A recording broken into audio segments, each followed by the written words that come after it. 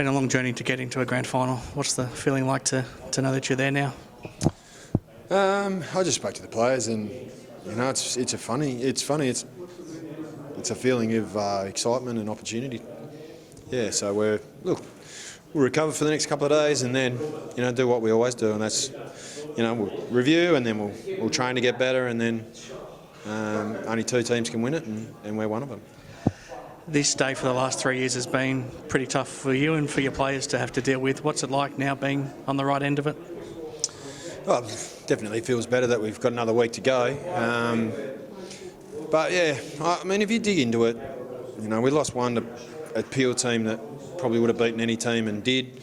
Another one obviously to Subi, who have been a pretty good team. There's no doubt we let ourselves down last year, but I think we had 11 or 12 guys out there today that have only played in either one or none of those games, and we're a new group. So, I thought when they really challenged us, and they did, they were certainly winning with all the momentum at half-time. I thought when we came back out after half-time, our boys were, fantastic. And, in the last quarter as well, it was a pretty tough, physical game, and they just find a way. They're such an honest group. And as I said to them at three-quarter time, I just keep sticking to do what we do well. And I trust you, and at the end of the day, the scoreboard will take care of itself. And I thought they were fantastic. I thought they were really even. For whatever reason, it was tough to kick goals up to the northern end of the ground, and no one had kicked a goal up that end until the last quarter. Were you confident you would still be able to hold strong despite that in the last quarter? It was funny because, I don't know, I felt like the breeze was, if any, was probably going that way. I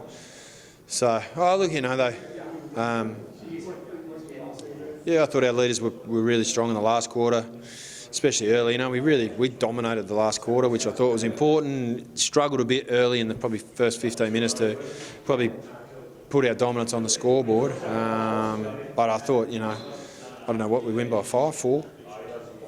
Yeah, was to be. I think we were down at half time. It was it's an old cliche, but I don't know, since I've been here, when this group plays well, it's sort of hard to pick best players. So, we had some good players. We had some blokes that were probably had a really poor first half. And when we challenged them, I thought their second halves were fantastic. So, at the end of the day, we're in a grand final. So we'll recover, get back in on Tuesday, and sort of plot out the week and look forward to it. You dominated the second half. At half-time, did you really put it on the group to find something extra? I wasn't looking for anything extra. I was probably looking for us to get back to playing our way, I thought we started the game really well. Our first quarter was really strong. I think, I don't know, from memory, maybe 1-2 uncontested marks the opposition had. Our pressure was fantastic, and we just lost our way for some reason early in the quarter, and they got the ball in their hands a bit, and then they scored, and we were able to reset. There was a few guys that we challenged, but we do that all the time. And the great thing about our guys is when you challenge them, they stand up. So our second half was really strong. Especially in the first quarter, then probably the third quarter as well. They didn't get a lot of 4 to 50 entries in the last quarter, but your intercept marking was important. Blaine Wilson must have taken 7 or 8 himself for the game, and to intercept the opposition when they're going forward, it's a massive part of today's footy, and you did that really well. It is, but generally when you're doing that, it's because your pressure and the way you use the ball going forward helps. If you have really horrible entries, it's really hard to defend. So I thought once our ball use improved, that helps you defend a bit. And then our pressure, I thought our tackle pressure was really good for apart from that second quarter, and that allows probably some messy ball to come forward and helps you defend it. So look, the modern game, how you move the ball, how you defend, it's not about one line. It's everyone on the ground. So when we do it well, we're pretty competitive team. Your leaders, Higgins, Schleith, Subin in the second half, all of those guys stepped. Your captain Dylan Main, they all stepped up really well. But some young guys did as well. I mean, Dragovic is probably in that middle tier, but his 3 goals were massive in that game. You had, like you said before, you had so many guys that stepped up. Whether it was a young or old guy, they all played their part. And that's probably been the story of our year, to be honest. Like losing, 8 to 10 of probably the team that played last year, and then young guys get opportunity, and for some reason, the younger you are, you tend to remain a bit more fearless, I think, because you haven't experienced, the lows. So I thought our leaders and our young guys were fantastic, because that's what young guys do, I think. But our leaders who were just desperate to not allow, a negative result again. They're just desperate to go through, and it's such a different feeling. And it's funny, I didn't get a feeling of relief after the game. I got a feeling from our group of excitement and opportunity. So, they're really looking forward to this week. Subiaco's been a great club, great team for a long time. But as of now, you've only got to win one game and you're the Premier. You lost two guys again as well, so you just can't get through a game with 22 fit men at the moment. What do you know about what's wrong with Josh and Zach at the moment? Zach just got a knock, so we'll wait and see how he pulls up. Josh, he's got to have some scans on his knee. We're not sure. We'll have to wait and see, but. If you look at the last 6 weeks, it's funny, like Higgins, Dragovic, Strom, Dent. There's been a number of our key players that have missed a week here and there, and blokes have been able to come in. Byron back in today. Thought he was really unlucky to miss out last week, to be honest, after 2 weeks ago. So they've been able to come in and play their role. We'll put 22 fit boys out there.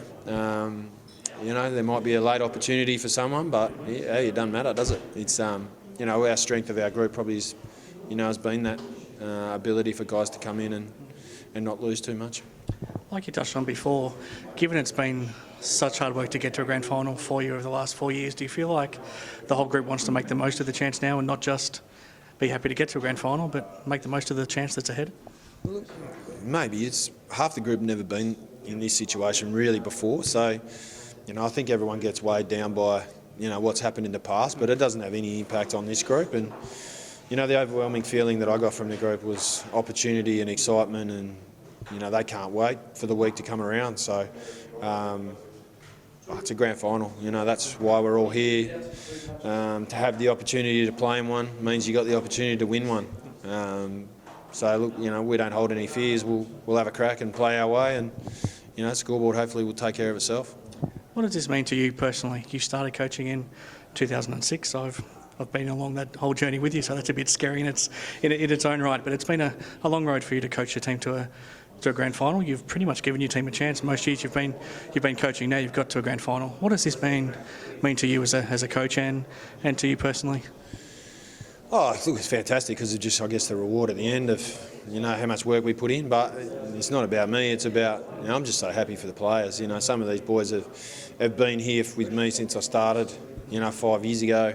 Then Subin and Schleith, who I knew before that at Fremantle. So I'm just happy for the players, really. They're the ones that put in all the work. They're the ones that sacrifice more than any. They've earned the right. We've been a good team for, everyone talks about the prelim losses, but, I think it shows we've been a good team for a long time and shown some real resilience to keep backing up. And, even today, we lost a couple of blokes, and our resilience is one of our really good traits. So, look, I'm really proud of them, and I look forward to, watching them on the big stage, because I know that, they haven't left anything in the tank, and they won't this week either. Because you've been there as a player as well, is that the biggest difference as being a coach, that you're happier for the players? I guess as a player you just focus on doing your own job and you're happy for yourself to get this chance, but as a coach, is the happiness come from giving players a chance to now achieve their dream? Oh, look, I know how good it feels when you play and win. So, really for us, we're just trying to help in whatever small way we can the players that we've got experience the same things that I was lucky enough to a couple of times as a player. So, look, they've got their opportunity. What they do with it, they certainly won't die wondering, but it'd be fantastic to be able to see these guys that I know, and have grown to love, and the way they go about it. I'd just love them to experience what I have before. So they've given themselves an opportunity, and I'm sure that they'll have a red hot crack at winning. Thanks, mate. Thank you.